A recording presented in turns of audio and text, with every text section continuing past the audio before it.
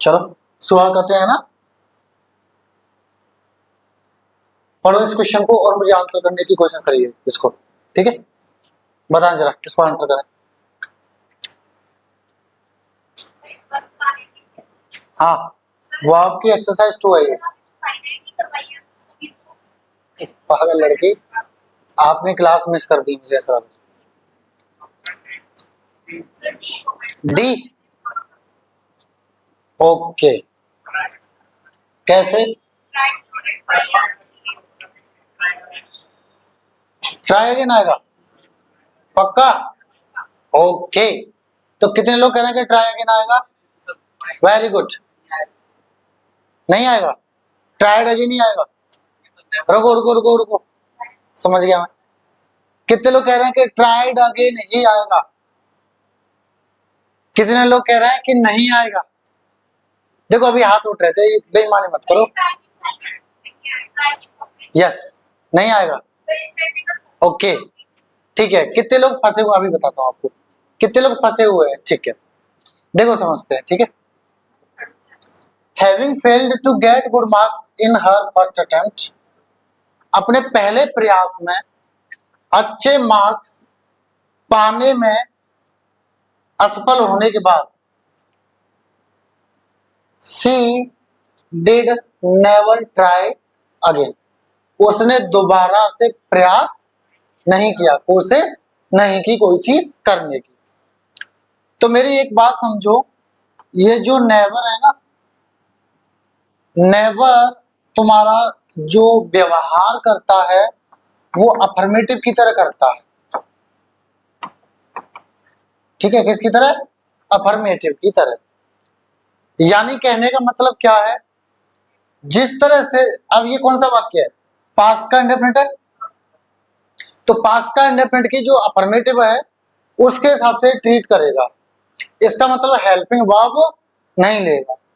तो नेवर कभी भी जैसे प्रेजेंट के इंडेफिनिट में आ जाए या पास्ट के इंडेफिनिट में आ जाए नेवर, तो ये नॉट की तरह व्यवहार नहीं करता है। हालांकि never is equal to what? Not plus ever, तो नॉट इसमें होता है, लेकिन डज नेवर या डू नेवर नहीं लगाते हैं कभी भी। इसी तरह से जो पास्ट का इंडेफिनिट है उसमें भी डिड नेवर नहीं लगाएंगे कभी, ठीक है। तो पहले तो आपको ऐसे समझ जाना चाहिए था, अगर ये नियम नहीं भी पता होता तब भी, कि डिड किसकी फॉर्म है? डू की। कौन सी फॉर्म है? सेकंड। इसके बाद में वर्ब की फर्स्ट फॉर्म आती है। तो पहली बात तो यहाँ पे ट्राइड नहीं आना चाहिए था, ट्राई। अगर नहीं पता था आपको तो आप डी में गलती करके आ जाते, लेकिन आंसर ये भी नहीं है, आंसर इसका ये भी नहीं है। क्यों?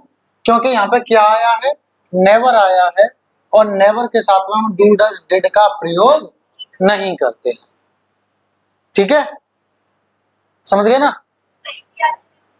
नहीं, कहीं की बात नहीं कर रहे हम, ठीक है। देखो ये जो प्रेजेंट का इंडेफिनिट है और पास्ट का इंडेफिनिट है, ये अफर्मेटिव में हेल्पिंग वर्ब नहीं लेते हैं। किस में लेते हैं हेल्पिंग वर्ब? नेगेटिव और इंटरोगेटिव में। डू डज किस में लेते हैं? नेगेटिव में या इंटरोगेटिव में। डिड भी किस में लेते हैं? नेगेटिव या इंटरोगेटिव में लेते हैं। लेकिन नेवर के साथ में हम इनको अफर्मेटिव की तरह चलाते हैं, ठीक है। अफर्मेटिव मतलब क्या होता है? जिसको आप सिंपल बोलते हो, गांव में आप लोग क्या बोलते हो? सिंपल बोलते हो, हाँ। तो यहाँ पे डिड जो आया है वो नहीं लगेगा, और पास्ट का इंडेफिनिट है यानी पास्ट टेंस है, तो सेकंड फॉर्म आनी आनी है, तो ट्राई का क्या हो गया? ट्राइड हो गया, ठीक है। सेकंड फॉर्म ट्राई का ये सेकंड फॉर्म है, ट्राइड, ठीक है। तो डिड को काट दो और बाकी पूरा वाक्य आपका कैसा हो जाएगा? सही हो जाएगा। किस किस को समझ में नहीं आया? आ गया सबको? पक्की बात है, क्लियर है? नोट कर लेना, है ना, एकदम से स्ट्राइक करेगा दिमाग में ना, ठीक है। आगे बढ़े, फिर आगे बढ़े, लिख लेना जिनको नहीं पता था ये नियम, ठीक है। हाँ चलो आगे बढ़े, फिर चलिए देखिए जरा अगला, देखिए ऑप्शन में फिर डिड नॉट लगाओगे तो एवर लगाना पड़ेगा फिर, तो डिड नॉट एवर आएगा ना फिर पूरा। भाई never is equal to what, not plus ever, तो डिड नॉट एवर आता ना फिर। क्यों, मेन वर्ब तो लगानी पड़ेगी ना आपको। He did not try ever, ऐसे होता, क्योंकि सेकंड फॉर्म डिड में डू में आ गई, डिड हो गई। अब डिड डू का फॉर्म है तो फर्स्ट फॉर्म लेगा, तो इसलिए ट्राइड का ट्राई हो जाएगा। नहीं समझे, समझ गए? चलो आगे बढ़े फिर। जहां ever, did not try ever, भाई नेवर आपका, never is equal to what, not plus ever, तो डिड नॉट तो आ गया, अब एवर भी तो लगाना पड़ेगा आपको, है ना? नहीं आ समझ? हाँ हाँ ठीक है। हाँ अब बताओ इसका सी। चलो सबके मिले जुले आ रहे हैं, कोई बी बता रहा है, कोई सी बता रहा है, कोई डी। अब ए और ई और बता दो, एक जना, एक आध जना ए और ई और बता दो कोई। एफ वाले तो होंगे जरूर, आज नहीं है, चलो देखते हैं, ठीक है। We must try to reach office early, हमको जरूर कोशिश करनी चाहिए पहुंचने की ऑफिस जल्दी, यानी हमें जरूर ऑफिस जो है जल्दी पहुंचने की कोशिश करनी चाहिए। बिकॉज क्योंकि all our subordinates must waiting for us there, क्योंकि हमारे जितने भी नीचे काम करने वाले लोग हैं वो अवश्य हमारा इंतजार कर रहे होंगे। देखो सबऑर्डिनेट उसको बोलते हैं जो हमारे अधीन काम करे, लिख लो। नहीं वो कलीग होता है, साथ में काम करने वाले को कलीग बोलते हैं, और अंडर काम करने वाले को क्या बोलते हैं, सबऑर्डिनेट, लिख लो। एक तरह से कह सकते हैं जूनियर्स। अरे पागल लड़की, कलीग बताया था, कलीग सहकर्मी, कलीग लिखाया था मैंने, तो सबऑर्डिनेट का मैं सहकर्मी कैसे लिखा दूंगा। गूगल पे हर चीज सही नहीं है, आप कोई भी हिंदी का, ऐसा नहीं मैं वहां जा रहा हूं, थोड़ा सा बड़ा सा सेंटेंस लिखना, उसका करेक्ट ट्रांसलेशन नहीं मिलेगा आपको, देख लेना, ठीक है। और मीनिंग कुछ का कुछ दे देते हैं, तो उस पर ट्रस्ट ना करो, अच्छी डिक्शनरीज पर ट्रस्ट किया करो, ठीक है जी। हिंदी में ही तो बता रहा हूं, हमें जरूर ऑफिस जो है जल्दी पहुंचने की कोशिश करनी चाहिए, क्योंकि हमारे नीचे अधीन जो काम करने वाले लोग हैं वो जरूर हमारा इंतजार कर रहे होंगे वहां पे, ठीक है। अब सुनो गलती कहाँ है, मस्ट क्या है आपका, तो एरर तो डी में, इतना तो क्लियर हो गया। कैसे, क्योंकि मॉडल क्या लेता अपनी बात में वर्ब की, और यहाँ क्या दे रखा है, तो डायरेक्ट तो यहाँ पे आईएनजी नहीं आएगी। अब देखो वाक्य का अर्थ क्या निकल रहा है, देखो इंतजार कर रहे होंगे, यानी वाक्य कैसा है, कॉन्टिन्यूअस। वाक्य कैसा है, कॉन्टिन्यूअस, मॉडल कॉन्टिन्यूअस है, कैसा है, मॉडल कॉन्टिन्यूअस। तो पहली बात तो ये देखो, एक अच्छा पहले मैं आपको एक नियम बता देता हूं फिर बताऊंगा, ठीक है, फिर आप समझ जाओगे खुद ही। अगर आपका हिंदी में जरूर या अवश्य, रहा होगा, रही होगी, रहे होंगे, इस तरह का वाक्य आ जाए, ठीक है, तो देखो क्रिया प्लस रहा होगा, ठीक है, क्रिया प्लस रहा होगा। अब क्रिया प्लस रहा, रही, रहे होता है तो वो कौन सा वाक्य होता है, कॉन्टिन्यूअस। कौन सा वाक्य होता है वो, कॉन्टिन्यूअस। अब जब कॉन्टिन्यूअस वाक्य होगा तो कॉन्टिन्यूअस वाक्य में आपको बी फॉर्म जरूर मिलेगी। बी फॉर्म क्या क्या होती है, is, am, are, was, were, be, been, being, ये तो होती है बी फॉर्म्स। तो कॉन्टिन्यूअस का मतलब है कि आपको बी फॉर्म जरूर मिलेगी, और एक्टिव होगा और कॉन्टिन्यूअस होगा तो बी फॉर्म के बाद में जो वर्ब होगी तो वो क्या लेगी, आईएनजी लेगी। ठीक है। तो जब क्रिया प्लस रहा रही रहे आ रहा है तो कॉन्टिन्यूस, तो इसका मतलब ये तो क्लियर हो गया कि इसमें बी फॉर्म प्लस आईएनजी तो आनी है। अब जरूर के लिए क्या लगेगा, मस्ट, और क्या लगेगा, be form plus I N G, must be plus I N G लगेगा। समझ गए?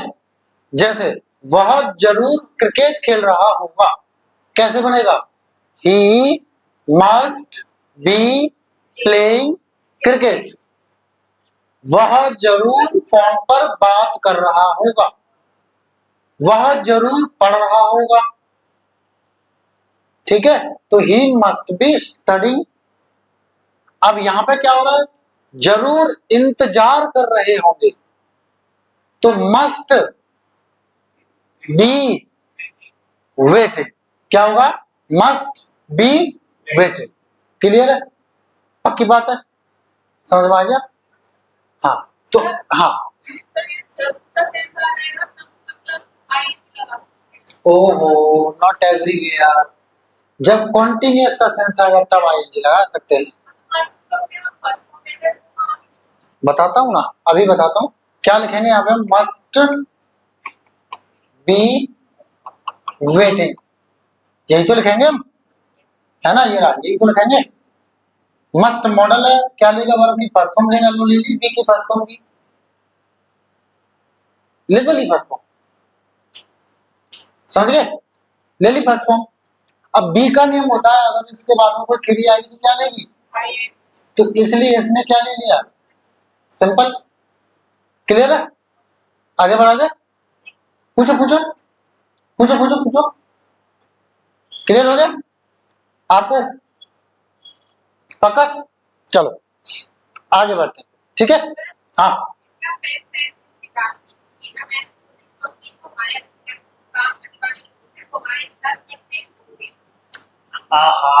इको क्या बना दिया तुम्हें पता भी है, पूरा टेंस ही चेंज कर दिया, वो वाक्य का प्रकार ही चेंज कर दिया। हम जो है आज हमें लग रहा है कि हम लेट हो रहे हैं, लेट हो रहे हैं, लेट हो रहे हैं, लेट हो रहे हैं। अब जैसे आप ही लोग हो, ठीक है, मान लो किसी दिन संस्थान 1-2 मिनट लेट खुला, गेट संस्थान का 1-2 मिनट लेट खुला, तो किसी दिन की बात है ना, रोजाना थोड़ी ना, अगर ते लगा दिया, ते होंगे तो रोज करते होंगे, क्यों, कौन जाएगा रोजाना लेट, नहीं होता ना लेट, हाँ समझ गए, तो इसलिए अभी कर रहे होंगे, तो अभी जारी है कार्य, तो जारी है तो क्या लगाएंगे आप, कॉन्टिन्यूस, ठीक है, समझ गए। चलो आगे बढ़ा जाए। अच्छा समझ में तो आ गया ना सबके, चलो ये देखो देखो अब फिर बताओ मुझे, हाँ सॉरी, हाँ बी, अच्छा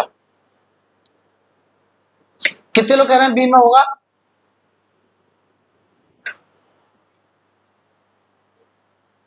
ए में क्यों नहीं होगा, अच्छा नो सुनर का पेयर किससे होता है, इसका पेयर किससे होता है, देन आया हुआ है, यहाँ तो कोई दिक्कत नहीं है इसको। अब मैंने आपको एक चीज बताई थी, नो सुनर से अगर वाक्य शुरू होता है तो इनवर्जन का इस्तेमाल करते हैं। इनवर्जन क्या होता है, जनरली हमारा जो फॉर्मूला होता है इंग्लिश में वो क्या होता है, सब्जेक्ट वर्ब ऑब्जेक्ट, लेकिन इन्वर्जन में क्या होता है, वर्ब सब्जेक्ट से पहले आ जाती है, इसी को क्या बोलते हैं हम, इन्वर्जन बोलते हैं। तो डिड सब्जेक्ट से पहले आ गई तो यहाँ पे भी कोई गलती नहीं है। अब जब डिड आ गई तो डिड है किसकी फॉर्म, डू की, किसकी फॉर्म है, डू की, और डू का नियम होता है कि अगर इसके बाद कोई वर्ब आएगी तो वो किस में आएगी, तो यहाँ पे एंडेड होगा या एंड होगा, क्या चाहिए, फर्स्ट फॉर्म चाहिए। एंड का मतलब क्या होता है, खत्म होना, समाप्त होना, ठीक है, ये नाउन की तरह भी इस्तेमाल होता है, अंत, अंत, समाप्ति, खात्मा, ठीक है। चलो तो एंडेड की जगह क्या हो जाएगा, एंड हो जाएगा, ठीक है। अब इसका मैं जरा आपको हिंदी बता देता हूँ, अभी अभी अभी बताता हूँ, ठीक है, अभी पूछ।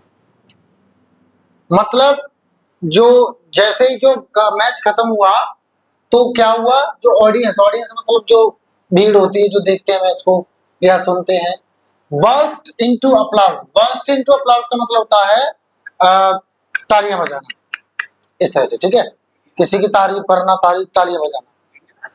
हाँ हाँ, बर्स्ट इनटू अप्लाउज, ठीक है, लिख लो। बर्स्ट इनटू अप्लाउज का मतलब क्या होता है, तालियां बजाना किसी की, खासकर तारीफ में, लिख लो।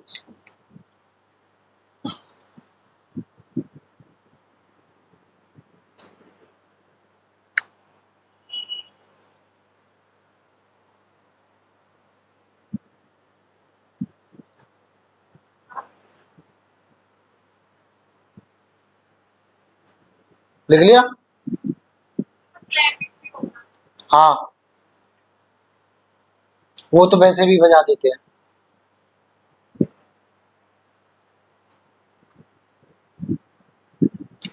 ठीक है, चल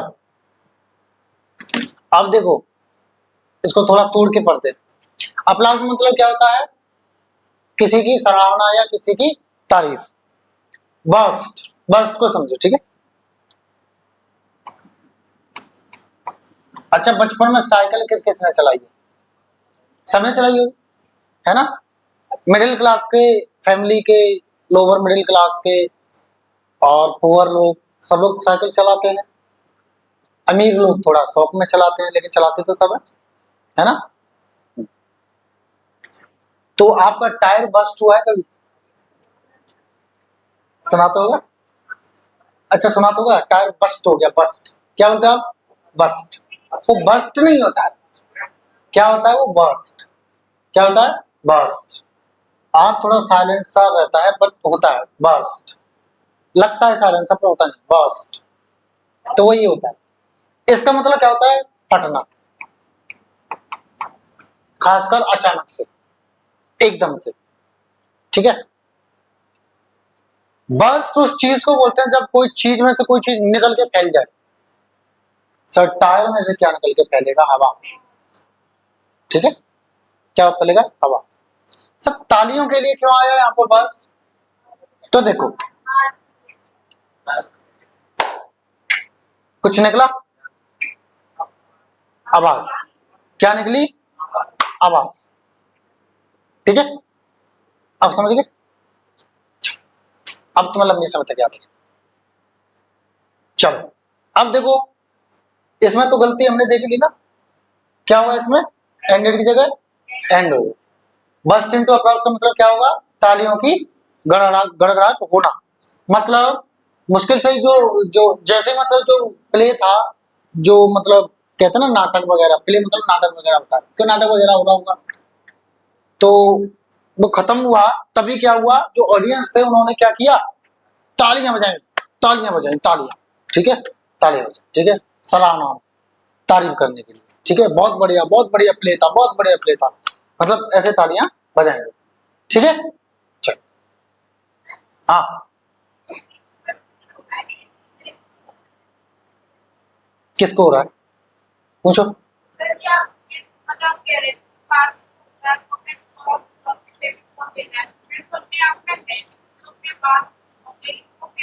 अपने आप में किसने कहा डेड है, डेड का कुछ है ही नहीं अपना, डेड तो बनी है, किससे, डू की कौन सी फॉर्म है डेड, तो आ तो गई सेकंड फॉर्म, सोचो, बोलो बोलो। मैंने आपसे कहा था, वो सही कहा था, सुनो तो ध्यान से, मैं दोबारा बोलूं। पास्ट टेंस का मतलब क्या होता है, सेकंड फॉर्म। अब सेकंड फॉर्म आपकी मेन वर्ब में आए या हेल्पिंग वर्ब में आए, आएगी क्या, सेकंड फॉर्म जरूर आएगी, क्या दो दो सेकंड फॉर्म नहीं आ सकती एक साथ, एक ही आएगी। फाइनाइट वर्ब कितनी होती है एक वाक्य में, तो बदलेगी कितनी, दो बदलेंगी क्या, ठीक है, समझ गए। प्ले यहाँ पे नाउन है और सब्जेक्ट है, यहाँ पे खत्म हुआ क्या, नाटक, यहाँ पे नाउन है। हालांकि प्ले आपका वर्ब भी होता है, जिसका मतलब क्या होता है, खेलना या बजाना, खेलना या बजाना, प्ले गाना बजाने के लिए लगाते हैं ना, प्ले लगाते हैं, हाँ ठीक है। कुछ म्यूजिकल इंस्ट्रूमेंट्स के लिए भी लगाते हैं प्ले। चलो अगला देखो जरा, the value of the dollar declines as the rate of inflation raises. देखो न्यूज़पेपर की जब हेडिंग्स आती है ना, सुनना ध्यान से ठीक, जब न्यूज़पेपर में हेडिंग्स आती हैं या हेडलाइंस आती हैं न्यूज चैनल्स पर, तो जो घटना हो चुकी होती है ना उसको भी प्रेजेंट इंडेफिनिट में लिखते हैं वो। जैसे फॉर एग्जांपल विराट कोहली ने एक और शतक लगाया, ठीक है,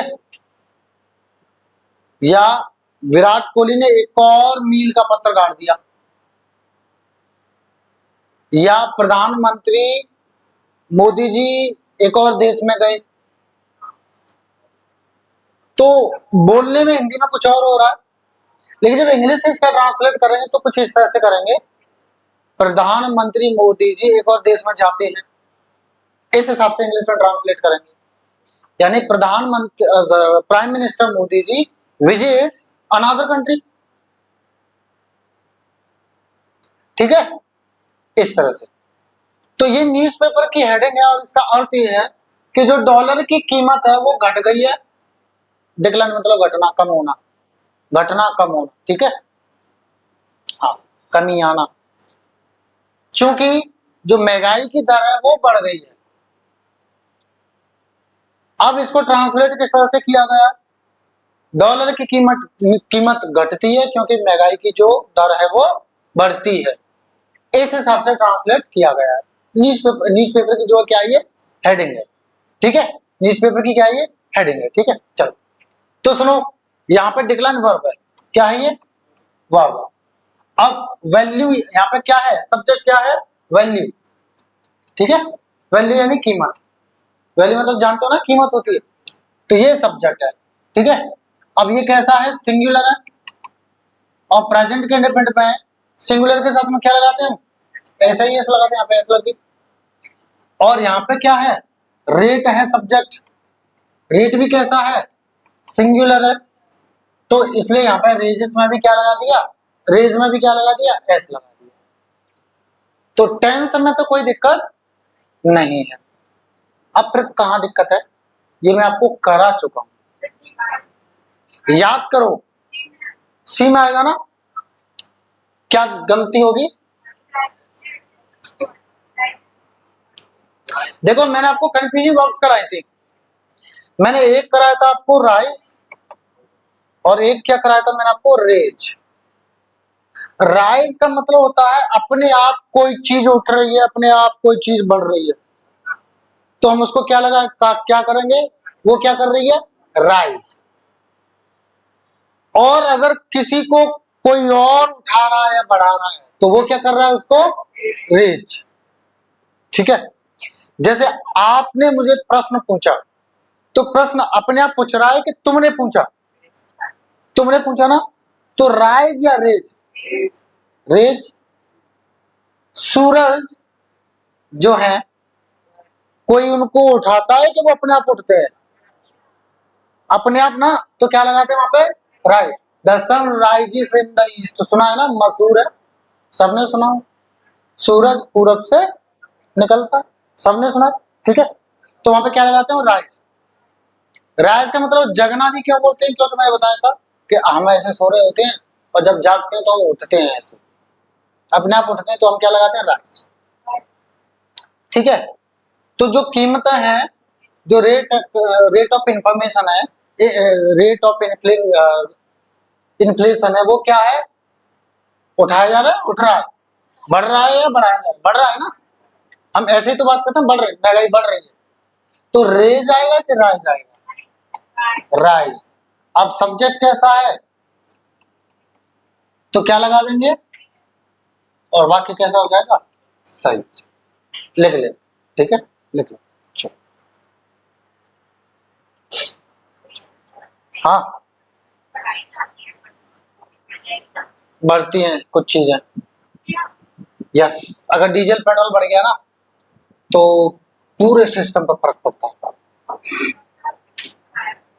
बढ़ाया नहीं जाता, वो अपने आप इम्पैक्ट पड़ता है, ऑटोमेटिक इम्पैक्ट ही पड़ता है। अब मान लो कीमतें बढ़ाई थी उसकी, डीजल की, और बढ़ गई सब चीजों की, सब्जी अब्जी सबकी, क्योंकि ट्रांसपोर्टेशन उसी से होता है। चीजें आएंगी जाएंगी किससे? डीजल पेट्रोल से। तो डीजल की बात ही नहीं, महंगाई अपने आप बढ़ती चीज। हाँ बोलो। अच्छा सीएनजी आ गई है, डुबकी लगा लो उसमें। चलो आगे देखो, देखो जरा,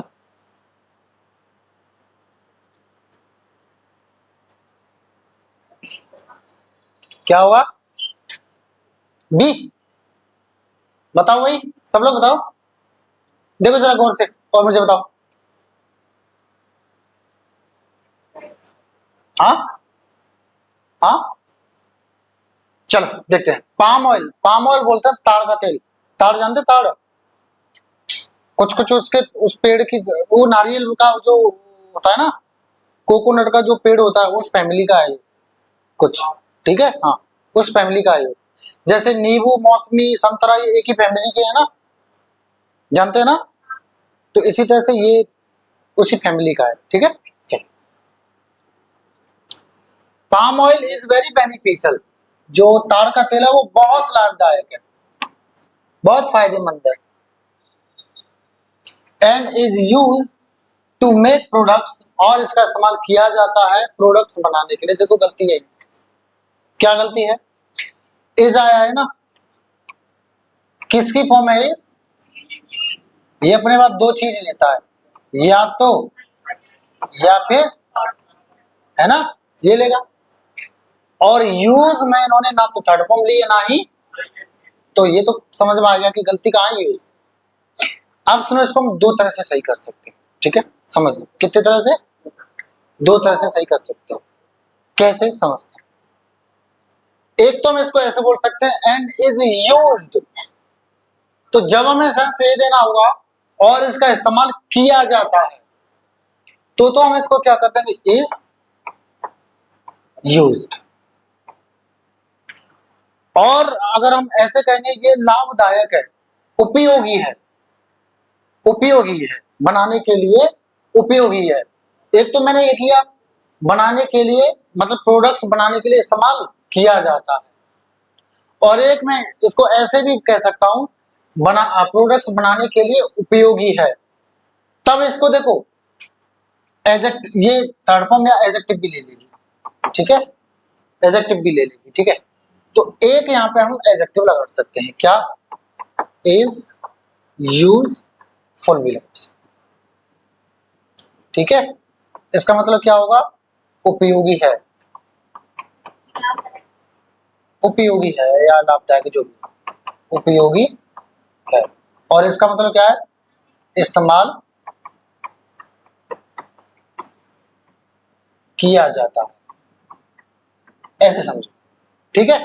तो दोनों में से जो आपको सही लगे, मतलब जो भी सेंस आप देना चाह रहे हैं वो आप यहाँ पे लगा सकते हैं, चाहे ये लगा लो या ये लगा लो, पर यहाँ पे गलत है, ठीक है। क्लियर हो गया? नहीं हुआ हो तो पूछ लो मुझे, ठीक है। बताओ कहाँ पे फंसी हो ठीक है, किस शब्द में? इसके,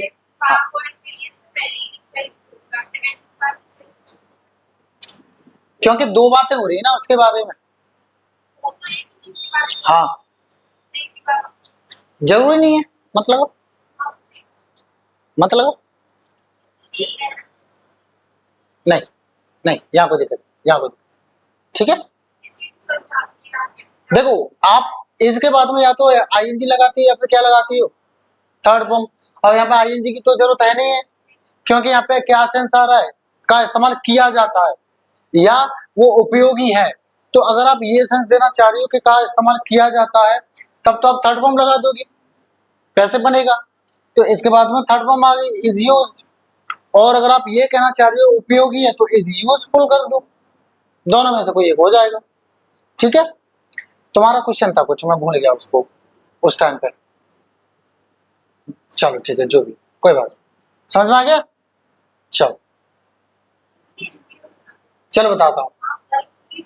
पाम ऑयल जो है, जो ताड़ का तेल है, वो लाभदायक है या काफी मतलब फायदेमंद है किसके लिए? अच्छा, फायदेमंद तो है एंड, और उसका इस्तेमाल किया जाता है प्रोडक्ट्स बनाने में, रेंजिंग, जिसकी रेंज कहां से है? साबुन से लेके बायोडीजल तक, ऐसे प्रोडक्ट्स बनते हैं उससे। ठीक है, हाँ यही था क्वेश्चन। मेन वर्ब देखो, मेन वर्ब क्या होता है? अब जैसे ये गो है ना, ये मेन वर्ब है।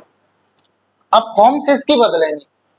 अब ये जो मेन वर्ब है ना, देखने में मेन वर्ब और फर्स्ट फॉर्म और प्लूरल फॉर्म ये एक जैसे लगते हैं, होते ही हैं देखने में, लेकिन वाक्य में जब ये इस्तेमाल होंगे तब पता चलेगा कि यहाँ पे फर्स्ट फॉर्म है या प्लूरल फॉर्म। जैसे you can go, you can go, you can go, तो यहाँ पे कैन मॉडल है, मॉडल क्या लेता है? तो यहाँ पे गो क्या है? First form. वहीं आपने कहा we go to college daily, एक चीज तो आपको ध्यान रखनी पड़ेगी, मैं देखो इतना तो तुम्हारा बर्डन कम कर रहा हूँ। हाँ, तो मॉडल ये तो सबको पता है ना, can, could, may, might, would, should, etc, ये तो क्यों याद करनी पड़ेगी? बस ये देखो ना कि ये जो शब्द है वो क्या काम कर रहा है। वर्ब जब मैंने शुरुआत में कराई थी, उस वीडियो को एक बार और देख लेना, ठीक है, वर्ब बेसिक्स, तो आपको और समझ में आ जाएंगी चीजें। ठीक है, चलो आगे बढ़ते हैं। ठीक है, देखो जरा अगला, A cigarette is make up of tobacco and paper। Cigarette जो है बनी होती है किससे? तंबाकू और पेपर से। या सिगरेट जो है बनाई जाती है किससे? पेपर और तंबाकू से। सिगरेट खुद बनती है कि कोई और बनाता है? कोई और बनाता है ना, पक्की बात है। चलो, तो इसके बाद में पैसिव आएगा कि एक्टिव आएगा? पैसिव ना, तो पैसिव कौन सी फॉर्म लेता है वर्ब की? तो क्या यहाँ पे मेक आएगा? क्या आएगा? Simple, simple. ठीक है कि नहीं? थोड़ा सा भी आप दिमाग लगाओगे तो समझ में आ जाएगा। इंग्लिश इज वेरी इजी जी। क्या? वो तो बस बना लगा देते हैं। ठीक है, ये फ्रेज है बनी होना। ठीक है, हाँ चलो आगे बढ़े। देखो जरा,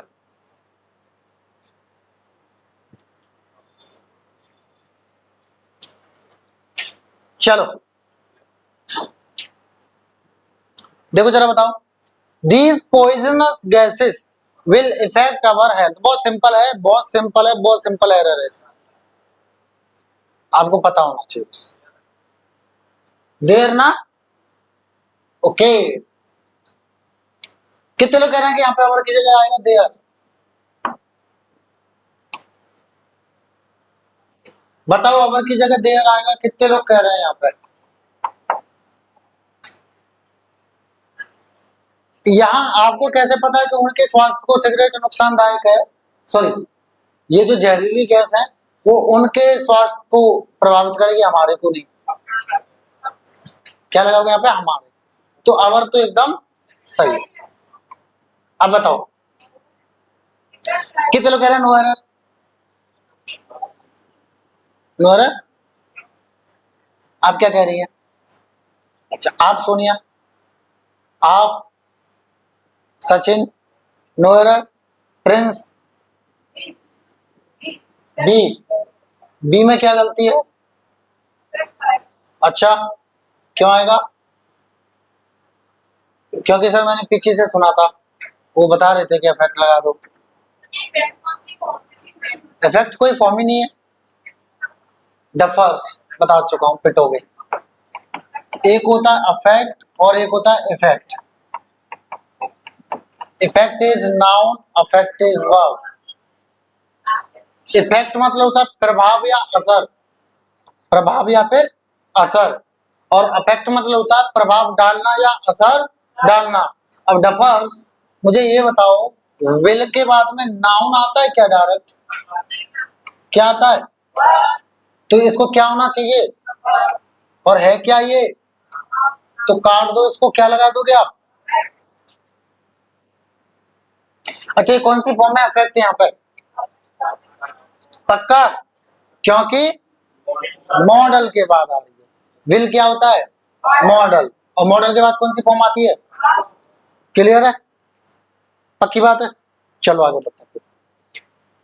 अब सुनो, एक चीज और समझ लो, इसका हिंदी पहले बताता हूँ, फिर आपको और एक चीज सिखा के भेजता हूँ। दीज पॉइजनस गैसेस, ये जहरीली गैसें जो हैं वो प्रभावित करेंगी हमारे स्वास्थ्य को।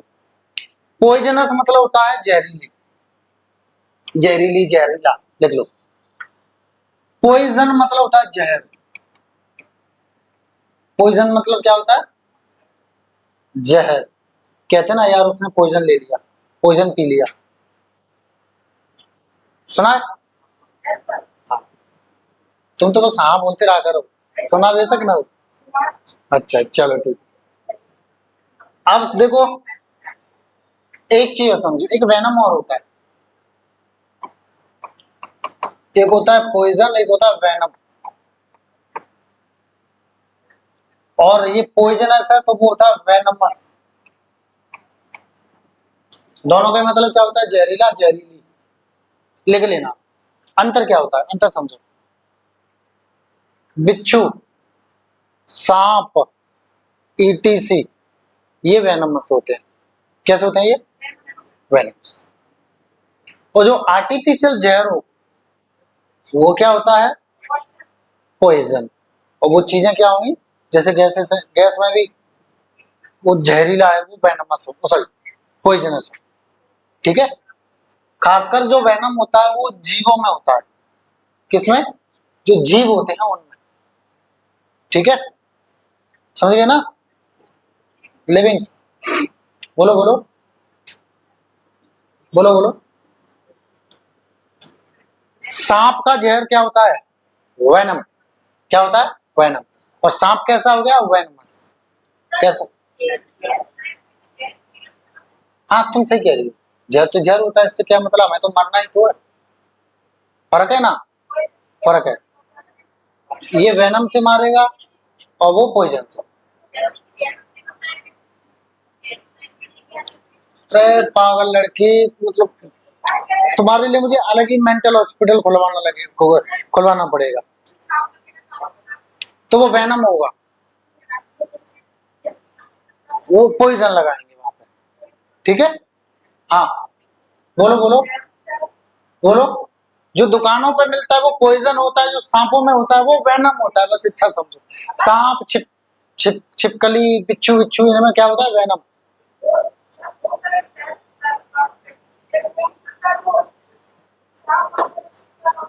अरे नालायक, इल्लीगल है वो। ठीक है? चलो आ जाओ इधर। Courage is an inner fortress which no enemy can ever destruction. बताओ जरा। करेज यानी साहस, इनर यानी अंदर का, फोर्ट्रेस यानी किला। किला क्या होता था? शाबाश। किला मुझे कोई बताएगा क्या होता है अपनी भाषा में? हाँ, दुर्ग। शाबाश। क्या होता है ये? हाँ,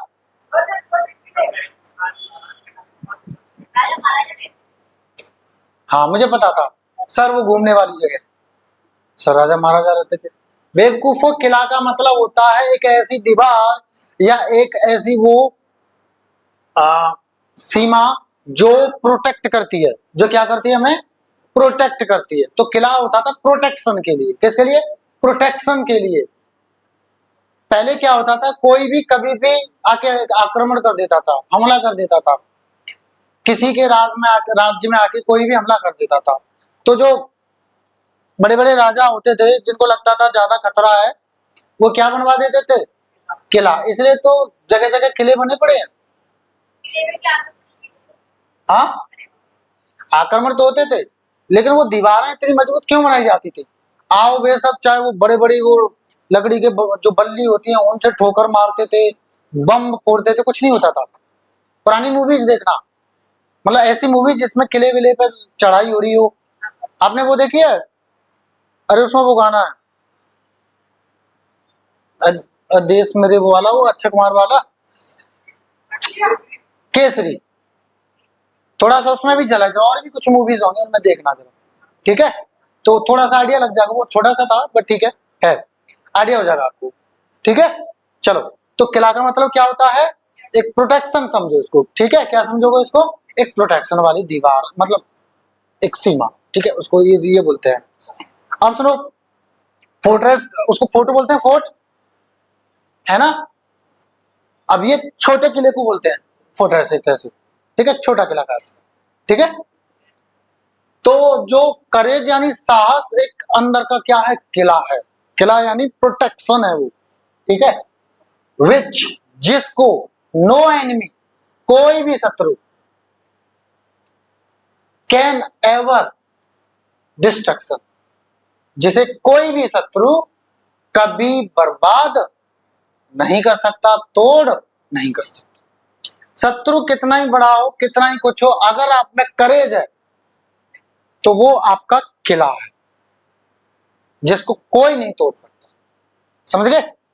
हाँ, अब सुनो, मैंने आपको बताया था ION वाला, अगर किसी में ION लग जाए, ठीक है, तो वो क्या हो जाता है?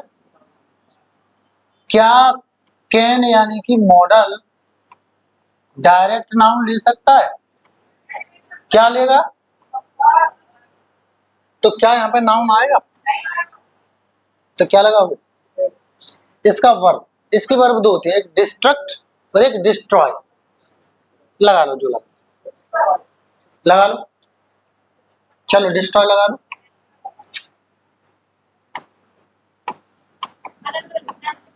डिस्ट्रॉय का मतलब क्या होता है? बर्बाद करना, नष्ट करना, खत्म करना, उजाड़ देना, बिगाड़ देना, खराब कर देना, डिस्ट्रॉय, ठीक है? देखो, अर्थ तो मैं पता है इतने सारे क्यों बोलता हूं, क्योंकि आप रट्टा मारते हो, एक मीनिंग को कई तरह से आप याद करते हो, मतलब अलग अलग उनको रट्टा मारते हो, कई मीनिंग्स को, हिंदी अर्थों को। बर्बाद कर रहे हो तो खराब कर रहे हो किसी चीज को, यानी बिगाड़ रहे हो उस चीज को, यानी उजाड़ रहे हो उस चीज को, यानी विनाश कर रहे हो उस चीज का। बस इसलिए मैंने बोल दिया विनाश, ठीक, बर्बादी। एवर का मतलब है यहाँ पे कभी भी। ए पागल लड़की, ये वर्ब थोड़ी ना है, कभी भी नहीं बिगाड़ सकता है, ठीक है? हाँ, एडवर्ब है। किसके बारे में बात कर रहा है एवर? डिस्ट्रॉय के बारे में। डिस्ट्रॉय क्या है? वर्ब के बारे में कौन बात करता है? तो क्या हुआ है वह, ठीक है? आगे बढ़े जी। ऐसा नहीं है, बाद में भी आ सकता, ठीक है? बाद में भी आ सकता। चलो, हाँ, देखो जरा, यस, डलेगी, लेकिन कल डलेगी, आज एक लगी हुई है लिस्ट में, ठीक है? कोशिश करूंगा आज का। चलो देखो जरा, the reporter was unable to elicit information from the police. बताओ जरा, नहीं पता, अभी बताऊंगा। रिपोर्टर, सूचना देने वाला, वो रिपोर्टर होता नहीं है, बोलने वाले, आपने देखा होगा न्यूज़पेपर वाले, न्यूज चैनल्स वाले रिपोर्टर। वॉज अनेबल, अनेबल यानी नॉट प्लस एबल, तो जो रिपोर्टर था वो अक्षम था, एक तरह से ऐसे कहो, या यूं कहें कि नहीं कर पा रहा था। क्या नहीं कर पा रहा था? सूचना निकाल नहीं पा रहा था, सूचना निकाल नहीं पा रहा था। कहा, किससे?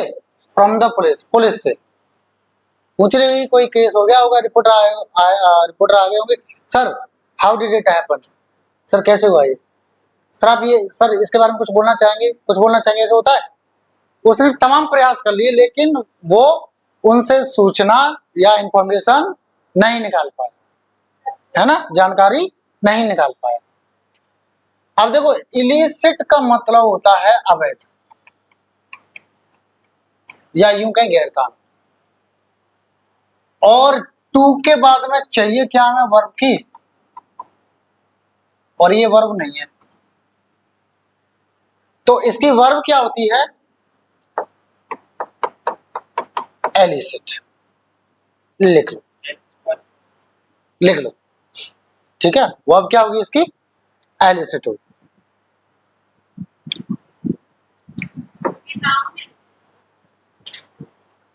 वर्ब, वर्ब नहीं, एडजेक्टिव होगा, नाउन क्या होगा, ये तो एडजेक्टिव होता है। अवैध किसका, एलिसिट का मतलब होता है किसी से कुछ निकालना या प्राप्त करना। लिख लो, एलिसिट मतलब क्या होता है कि प्राप्त करना या निकाल पाना, निकाल लेना किसी से कुछ, ठीक है, ले लो, लिख लो।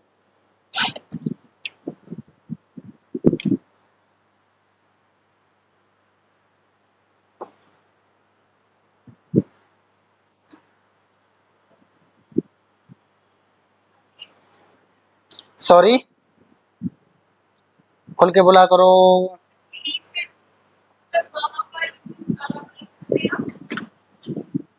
किस किस का, हाँ अलग ही तो है। अवैध मतलब गैर कानूनी, जो कानूनी ना हो, जो वैध ना हो, ठीक है, बोलते नहीं इलीगल, ठीक है।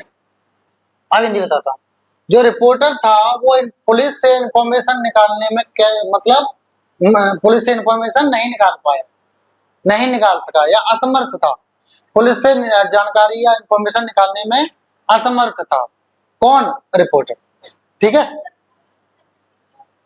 रिपोर्टर को देखो, रिपोर्ट को समझे, रिपोर्टर किससे है, रिपोर्ट से, रिपोर्ट का मतलब होता है सूचना देना, ठीक, हाँ बिल्कुल, भाई अगर वो किसी कुछ पूछ रहा है तो सूचना लेकर के अपने चैनल को देगा, तो सूचना ही तो कर रहा है वो, ठीक है, हाँ ठीक है, आगे बढ़े। कलेक्ट का मतलब इकट्ठा करना होता है, कौन बोल रहा है, आप, इकट्ठा करना होता है, ठीक है।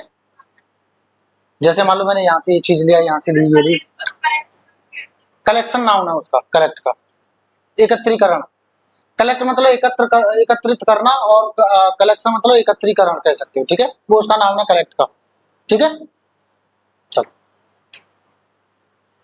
कलेक्ट हम उसके लिए भी कर लेते हैं, जैसे मान लो कोई चीज हमने ऐसे ले ली, जैसे हमने क्रिकेट देखी होगी तो आपने देखा होगा विकेट कीपर ने बॉल को क्या कर लिया, कलेक्ट कर लिया, सुना, तुमने तो लड़कियों शायद कम सुना होगा, लेकिन तुम तो खूब खेलते होगे, अरे मैच मैच तो देखते होगे, अरे सब लोग तुम आईपीएल के दीवाने, मुझे पता है सब देखते होगे, तो सुना भी होगा, सुना होगा तो ध्यान नहीं दिया होगा कि विकेट कीपर ने सही से कलेक्ट नहीं कर पाया बॉल को, तो उस सेंस में भी कर लेते, ठीक, चलो बताओ जरा इसको क्या होगा,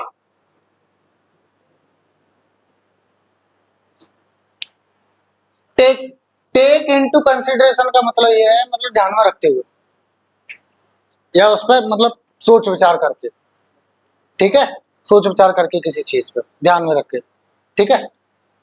तो take con into consideration of the advice of his friends, he decided to stay here, अपने दोस्तों की, दोस्तों के दोस्त है, दोस्तों की जो सलाह थी उसको ध्यान में रखते हुए या उस पर सोच विचार करके करके उसने निर्णय लिया यहाँ रुकने का, ठीक है, दोनों ही कार्य एक करता कर रहा है ना, और उस पर सोच करके निर्णय ले रहा है, यानी दोनों कामों में गैप नहीं है। और ऐसी स्थिति में हम क्या लगाते हैं, कौन सा पार्टिसिपल लगाते हैं, प्रेजेंट या पास्ट, प्रेजेंट पार्टिसिपल, और प्रेजेंट पार्टिसिपल की पहचान क्या होती है, क्रिया में ऐसे भी कह सकते हो ध्यान में रखते हुए, अपने दोस्तों की सलाह को ध्यान में रखते हुए, हुआ हुई हुए, प्रेजेंट पार्टिसिपल। तो टेकन की जगह क्या आ जाएगा, टेकिंग हो जाएगा।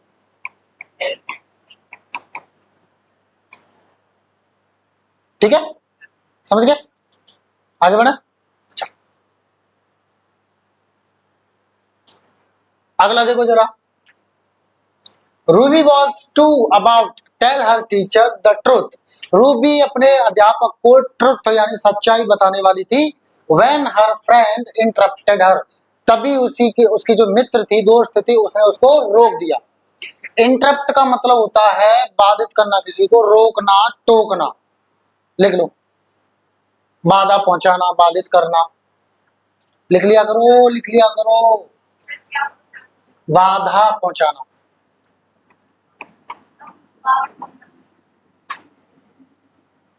हाँ, बाधा या रुकावट पहुंचाना। ठीक है, अवरोध, अवरोध पहुंचाना कह सकते हो।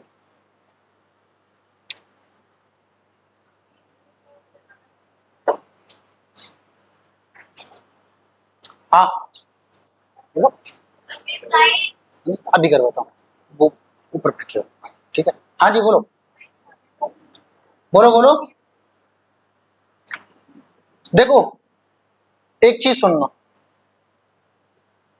आपने हिंदी में वाला वाली पढ़ा है, वाला वाली वाली पढ़ा है? क्या लगाते हैं इसके लिए, अबाउट, अबाउट से पहले टू लगाते हैं या बाद में टू लगाते हैं? बाद में लगाते हैं ना, पहले देखना जरा ये क्या हो रहा है, उल्टा लग गया ना, तो क्या होगा, टू आप इधर कर दीजिए और इसको इधर कर दीजिए, वाक्य आपका कैसा हो जाएगा, सही हो जाएगा। यहाँ पे ये जो टू होता है वो क्या होता है, इन्फिनेटिव होता है। अब इन्फिनेटिव क्या लेता है, वर्ब की फर्स्ट फॉर्म, इसलिए टेल की फर्स्ट फॉर्म टेल। ठीक है, सिंपल था। हाँ, जैसे मैंने कहा he is about to go, वो जाने वाला है।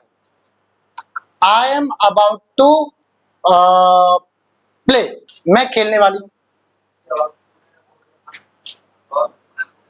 तोड़ के अबाउट टू को देखो, चलो बताता हूँ। ठीक है, मतलब पोस्टमार्टम इसका करें। हाँ, नहीं होता। देखो देखो, नया है तो समझना, सब लोग समझना, नया है तो समझना। अबाउट का एक और मतलब क्या होता है, लगभग होता है कि नहीं? अबाउट का एक मतलब, एक तो होता है के बारे में, एक क्या होता है, लगभग कहते हैं ना। अरे कितने बजे गया था, अबाउट 10 PM, लगभग 10 बजे रात के, ऐसे बोलते हैं कि नहीं, है ना, बोलते हो ना सर, अराउंड भी बोलते हैं, बिल्कुल अराउंड भी बोल देते हैं लगभग के लिए। ठीक है, अब अगर अबाउट टू का मीनिंग देखा जाए तो वैसे तो यहाँ पे अबाउट लगाने की जरूरत नहीं है, बी फॉर्म लगा दो और प्लस में लगा दो टू, और टू इन्फिनेटिव होता है, लेगा वर्ब। तो इसका अर्थ निकलता है कि कोई चीज होने को है, कोई चीज होने को है, यानी क्या दिखाएगा, समय की नजदीकी, समय की नजदीकी दिखाएगा। यानी जैसे मैंने कहा आई एम टू गो, तो मैं कह रहा हूं कि मैं जाने को हूं, इसका मतलब क्या निकल रहा है, मैं जाने वाला हूं, यानी मेरा जो जाने का जो समय है वो लगभग आ गया है।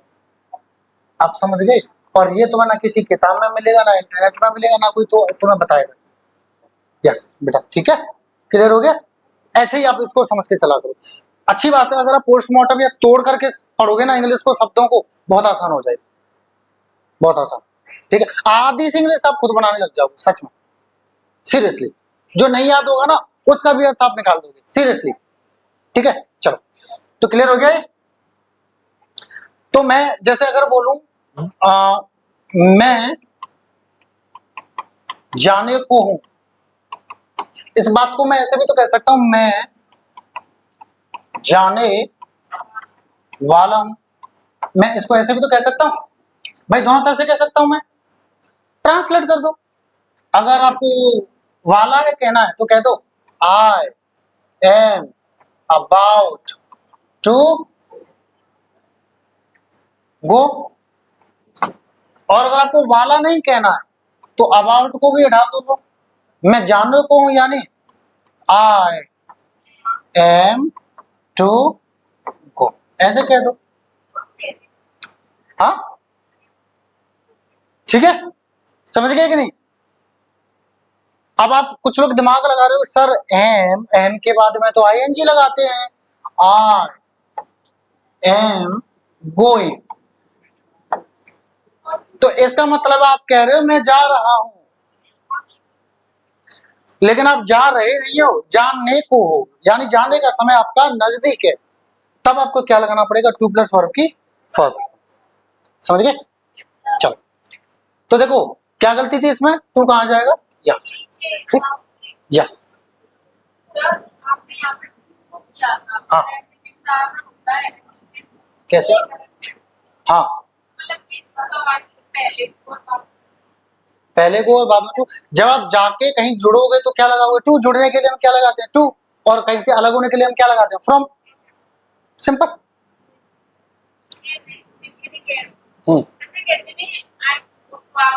I am going to Agra, वो टू इन्फिनेटिव है। हाँ ये टू इन्फिनेटिव है, वो टू प्रेपोजिशन है। समझ गए? हाँ चलो देखो जरा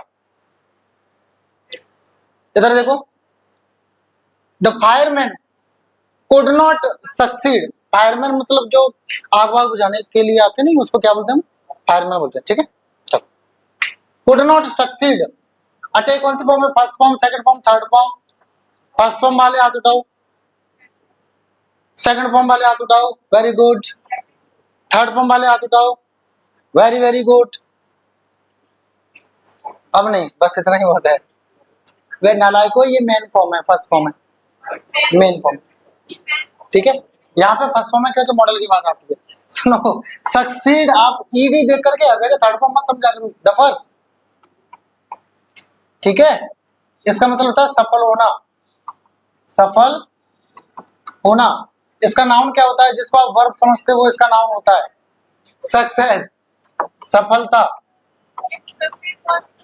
हाँ ओ पागल लड़की, नाउन है ये, फॉर्म नहीं है। इसकी फॉर्म होगी सक्सीडेड, सक्सीडिंग, ये फॉर्म होगी इसकी। सक्सेसफुल क्या होता है? एडजेक्टिव। सक्सेसफुल क्या होता है? एडजेक्टिव, सफल। एक और आप गलती करते हो यार, वो अपनी लाइफ में बहुत सक्सेस है, सक्सेस नहीं सक्सेसफुल है। सक्सेस तो नाउन हो गया, और प्रोनाउन के बारे में नाउन कैसे बात कर सकता है? एडजेक्टिव बात करेगा। नाउन प्रोनाउन के बारे में कौन बात करेगा? एडजेक्टिव, है ना? चलो लिख लें इनको। और एडवर्ब क्या हुआ इसका? सक्सेसफुली, सफलता पूर्वक। सक्सेसफुली यानी सफलता पूर्वक। चलो, तो the fireman could not succeed, यानी जो आग, जो व्यक्ति था आग का जो काम करता है, वो सफल नहीं हो सका, वो सफल नहीं हो सका। किसमें? इन रेस्क्यू। रेस्क्यू मतलब होता है बचाना, बचाना। लिख लेना, रेस्क्यू मतलब क्या होता है? बचाना। यानी बचाने में सफल नहीं हुआ। किसको? द चाइल्ड, बच्चे को। ऑल दो, हालांकि, अच्छा मेन, ये कई सारे ई है, कई सारे। ऑल दो, हालांकि, they could put out the fire. Put out का मतलब होता है बुझाना, लिख लेना, फ्रेज है ये। पुट आउट का मतलब क्या होता है? बुझाना।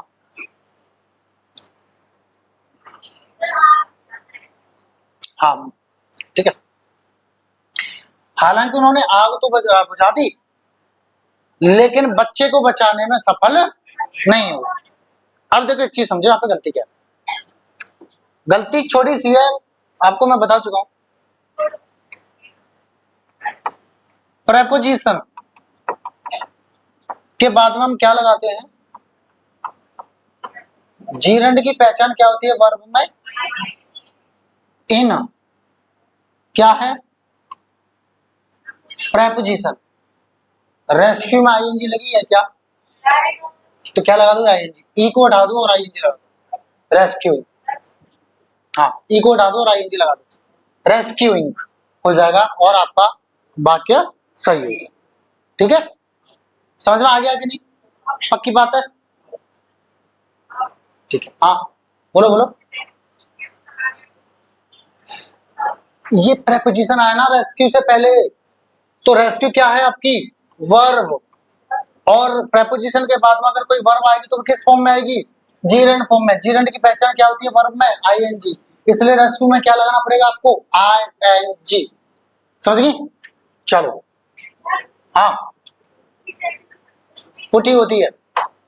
ठीक है, बाकी के क्वेश्चंस हम कब करेंगे? कल। ठीक है, चलो, जय हिंद सभी को एंड थैंक यू क्लास।